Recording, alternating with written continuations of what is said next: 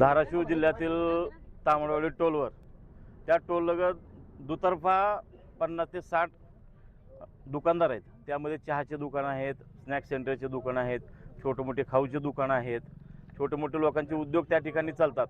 तुळजापूर हे राज्यातील सर्वात महत्त्वाचं तीर्थक्षेत्र आहे। तामलवाडी हे मराठवाड्याचं प्रवेशद्वार मानलं जातं। मोठ्या प्रमाणात भाविक याच भागातून तुळजाभवानीला जातात। या लोकांचा रोजीरोटका त्यांच्या छोट्या मोठ्या व्यवसायावर चालतो आणि मध्यंतरी पालकमंत्री म्हणले की ते दुकानं हटवा। आमचं एवढंच म्हणणं आहे की तुम्हाला दुकानं हटवायचे तर संबंध राज्यातील टोलवरचे दुकानं हटवा। आणि दुकानं हटवायचा अधिकारच येत नाही, कारण की ते स्वतःसुद्धा ते जागेचे मालक आहेत ते, आणि ते काही रस्त्यावर बसलेले नाहीत, त्यांच्या रोजीरोटीसाठी बसलेले आहेत। ह्या सरकारनं 2 कोटी वर्षाला नोकऱ्या देतो म्हणून घोषणा केली होती केंद्र सरकारनं आणि राज्य सरकारनं।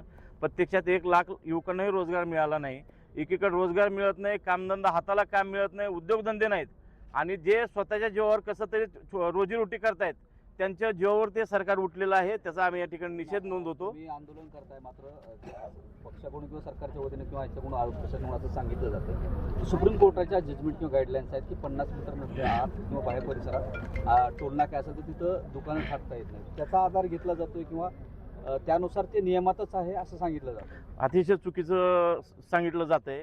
ते प्रत्यक्ष जर फिक्स कंस्ट्रक्शन करायचं असेल, बिल्डिंग लाईनपासून 70 मीटर ही लाईन ज्याला कंस्ट्रक्शन म्हणजे विटकाम करायचं आहे, स्लॅब टाकायचं आहे, त्यासाठी ते नियम लागू आहेत। ज्यांना तात्पुरतं शेड उभा करून धंदा करायचा आहे ते त्या स्वतःच्या जागेत हायवे लगत धंदा करू शकतात, हा नियमच आहे। आणि आम्ही जे सांगतो ते तुम्ही पत्रकार म्हणून शहानिशाही करू शकता। हां, आणि दुसरा विषय आमचा म्हणजे पालकमंत्री त्या ठिकाणी फळबाग लावत आहेत किंवा त्यांचं काय कंस्ट्रक्शन उभा करतायत त्याच्याशी आमचं देणंघेणं नाही, त्यांचा वैयक्तिक विषय झाला, आम्हाला त्याच्याबद्दल नाही। पण त्याच्यासाठी जर ही छोटे मोठे उद्योजक त्या ठिकाणून काढले जात असतील, त्यांचा रोजगार जात असेल, तर ते या ठिकाणी आम्ही काँग्रेस पक्षाच्या वतीनं आम्ही त्यांच्या सोबत आहेत आणि त्याचा आम्ही जाहीर निषेध करतो। पालकमंत्री परवा प्रतापजी सरनाईक साहेब या ठिकाणी येऊन गेले। त्यांनी इथं जागा घेतलेली आहे म्हणे, 24 ते 25 एकर जागा आहे। नक्कीच या ठिकाणी एक ते शेतकरी म्हणून ज्यावेळेस इथं आले की मी इथल्या गावचा नागरिक झालोय, रहिवासी झालोय म्हटले, आणि ह्याच नागरिकांवर इथं अन्याय व्हायला लागला आहे। मला वाटतं की आत्ताच हा नियम कसं काय आला। आज संबंध महाराष्ट्रामध्ये ते मंत्री आहेत, संबंध महाराष्ट्रातल्याच टोल नाक्यावरची सगळी परिस्थिती अशीच आहे ना। आज छोटे मोठे व्यापारी आहेत तिथं, दररोज 1000-2000 रुपये कमवतात। ते मालकसुद्धा इथलं 500 महिन्याकाठी 10-15 हजार रुपये कमवत असतील। परंतु जसे सरनाईक साहेब ह्या जमिनीचे मालक झालेले आहेत, तशाच पद्धतीने इथला शेतकरीसुद्धा हा मालक आहे। मला वाटतं त्यांनासुद्धा अधिकार आहे। आम्हाला त्यांच्याशी काही घेणं देणं नाही की त्यांनी इथं काय बांधतायत ते, परंतु ह्या लोकांवर अन्याय नाही झाला पाहिजे ही आमची काँग्रेस पक्षाची भूमिका आहे। काँग्रेस पक्ष म्हणून आम्ही ह्या व्यापाऱ्यांच्या पाठीमागं आहोत। नक्कीच या ठिकाणी जेवढं काय मोठं आंदोलन करायचं आहे तीव्र पद्धतीचं, यानंतर आम्ही करू।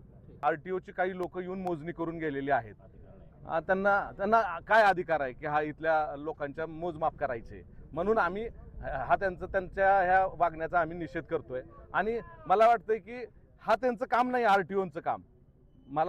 आणि मगाशी म्हटल्याप्रमाणे त्यांना जर बांधायचं असेल तर जर बेसलाईन 70 मीटरची आहे, त्यामुळं असं काही नाही की बाबा, आणि हे छोटे मोठे व्यापारी आहेत त्यांना जगू द्या ना तुम्ही। मला वाटतं तुम्ही तिथं काय बांधताय आम्हाला मगाशीच म्हटलं की घेणं देणं नाही आहे, परंतु या ठिकाणी ह्या व्यापाऱ्यांसोबत आपण राहावं। एक रोजगार निर्माण म्हणजे काही हजार, ह्या 100 दुकानं आहेत साधारणतः, ह्याच्यावर जवळजवळ 1000 लोक काम करतात। मुलं आहेत, तिथले काही आतले मालक आहेत, नोकरदार आहेत, महिला आहेत, त्यामुळे त्यांची काही सोय होईल। मला वाटतं रोजगार निर्मितीची सोय होणार। थँक्यू।